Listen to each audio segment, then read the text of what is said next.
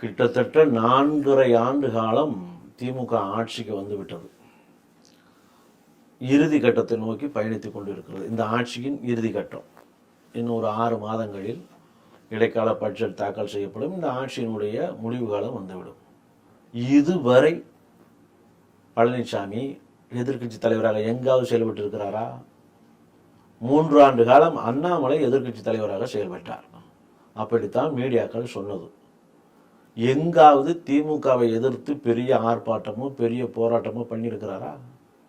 அதிமுக ஆளுங்கட்சியாக இருக்கும்போது திமுக ஆயிரக்கணக்கான போராட்டங்களை நடத்தியது. கிட்டத்தட்ட 4 ஆண்டுகளில் 4500 போராட்டங்களை பண்ணியிருக்கிறது. அப்படித்தான் ரெக்கார்டு சொல்லுகிறது. ஆனால் இன்று வரை பழனிசாமி திமுகவை மறைமுகமாக ஆதரிப்பது, பாஜகவை நேரடியாக ஆதரிப்பது. திமுகவையும் பகைத்து விடக்கூடாது, பாஜகவையும் பகைத்து விடக்கூடாது. கோடநாடு கொலை வழக்கை திமுக தொட்டு விடக்கூடாது. டெண்டர் முறைகேட்டு வழக்கை பாஜக பயன்படுத்தி விடக்கூடாது.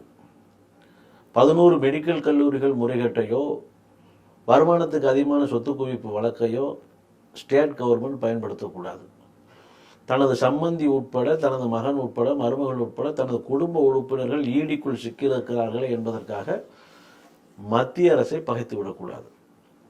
இப்படித்தானே பழனிசாமி நோக்கம் இருக்கிறது. ஆக தன்னை எப்படி காத்து கொள்வது என்பது மட்டும்தான் அவர் கவனமாக இருந்திருக்கிறார். கட்சியை காப்பதற்கோ எதிர்க்கட்சியாக செயல்படுவதற்கோ அவர் எந்த அடிப்படை வேலையும் செய்யவில்லை.